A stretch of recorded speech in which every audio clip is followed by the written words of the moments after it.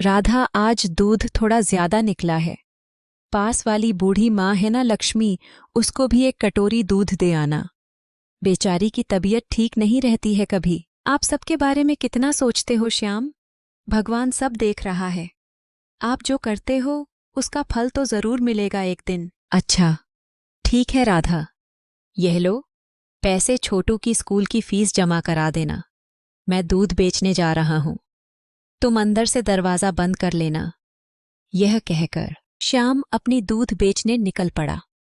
दूध ले लो, दूध ताजा ताजा गाढ़ा, दूध बूढ़े बच्चे सब मिलकर पियो, सेहत बनाओ। श्याम की आवाज सुनकर गांव वाले अपने पने बर्तन लेकर घरों से बाहर निकल आए। श्याम बेटा, तेरा दूध पीकर तो मेरा बच्चा दिन भर मस्त रहता है। कितना कितना गाढ़ा दूध है तेरा। चाची, गाय ही मेरी दौलत है, जो वो देती है वही मैं लाता हूं।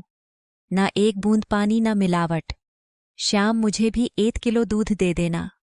गर्मी का मौसम आ गया है, अब दही जमाना शुरू करेंगे। माफ कीजिए भाभी जी, दूध तो खत्म हो गया। एक काम कीजिए, मैं शाम को आकर दे जाऊंगा। श्याम बेटा, तू एक और गाय क्यों नहीं खरीद लेता? हमें खाली हाथ लौटना अच्छा नहीं लगता।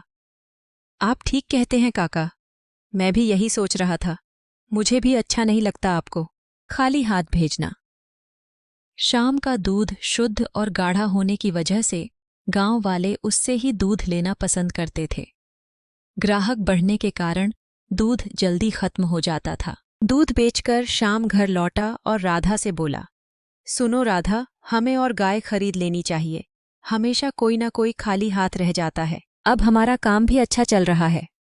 हाँ जी, बहुत ही अच्छा रहेगा। इससे हमारी आमदनी भी बढ़ेगी और ग्राहक भी। ठीक है, मैं कल हाट जाकर गाय देखता हूँ। अगर गाय पसंद आ गया तो कल ही ले आएंगे। अगली सुबह शाम पास के गांव में गाय देखने गया। वहां उसने एक गाय वाले गोपाल से बात की।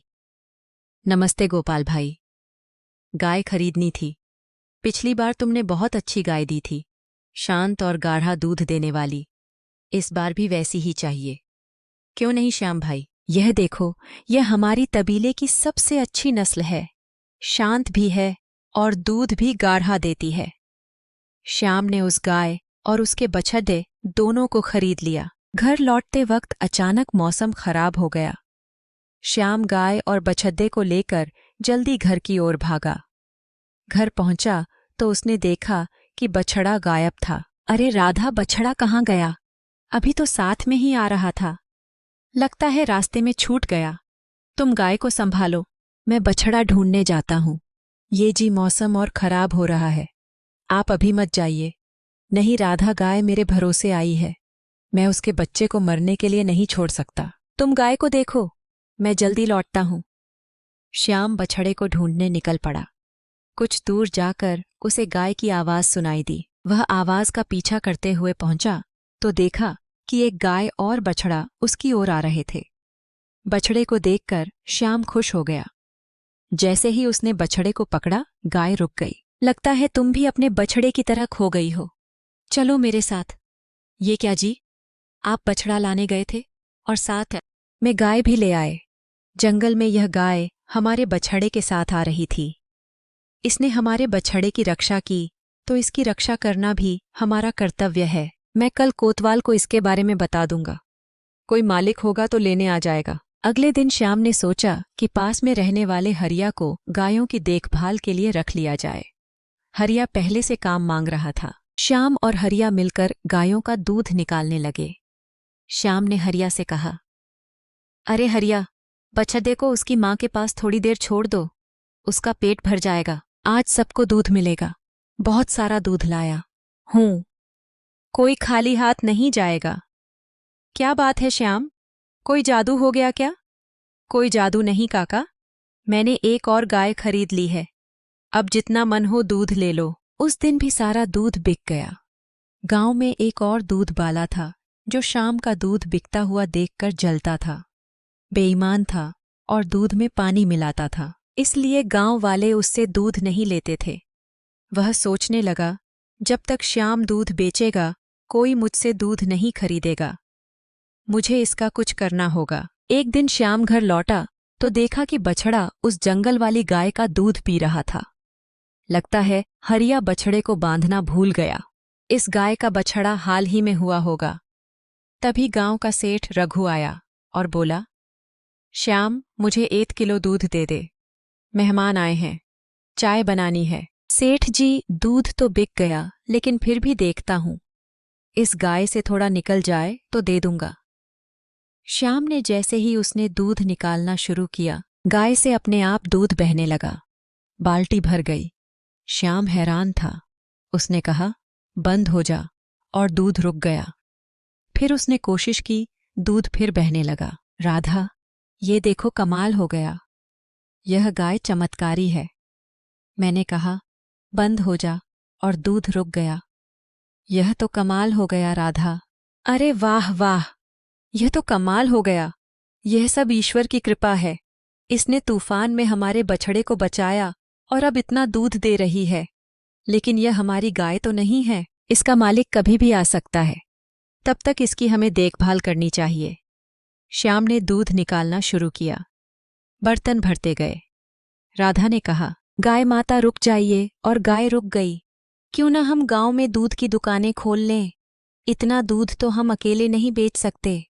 राधा, ये लालच तो नहीं है ना? नहीं तो हम बर्बाद हो जाएंगे। अच्छी तरह से सोच लो राधा, लालच नहीं, समझदारी। यह लक्ष्मी जी का आशीर्वाद है। श्याम ने दूध की दुकानें खोल दी। उसका काम चलने लगा और वो इस पैसे से बड़ा घर बना लिया। एक दिन वो सोचने लगा, पहले हम साधारण जीवन जीते थे, आज सब इस गाय की वजह से है। लेकिन इसे कोई चुरा ना ले। रात को तबेले में अचानक आग लग गई। गायें चिल्लाने लगीं। श्याम और हरिया ने आग बुझाई, लेकिन जब श्याम गायों को दूसरी जगह ले गया तो चमत्कारी गाय गायब थी। वो परेशान हो गया। उसने दुकानें बंद कर दीं और गाय ढूंढने निकल पड़ा, लेकिन गाय नहीं मिली। अगले दिन एक बूढ़ी अम्मा सरस्वती आई और बोली, क्या हुआ श्याम, तू बहुत परेशान लग रहा है, कहीं कुछ खो के आ क्या? अम्मा, मेरी गाय गायब हो गई। बहुत ढूंढा, लेकिन कहीं नहीं मिली। तुम चिंता मत कर बेटा, पशु अपने मालिक से ज्यादा देर दूर नहीं रहते, वो लौट कर आ जाएगी। उसी रात शाम को सपना आया कि उसकी गाय, जिसे उसने कामधेनु नाम दिया था, कोहरे में से आ रही है। उसकी घंटी बज रही थी। जैसे ही वह उसे छूने गया, उसकी आंख खुल गई। सामने कामधेनु बैठी थी।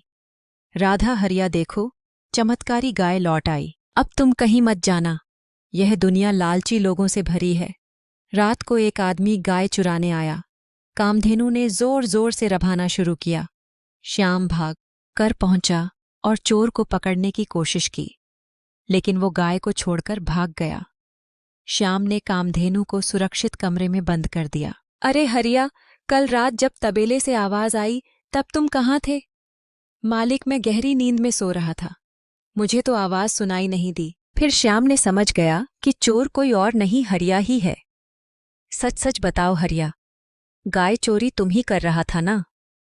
मालिक, मुझे माफ कर दीजिए, मैंने कर्ज लिया था बहन की शादी के लिए।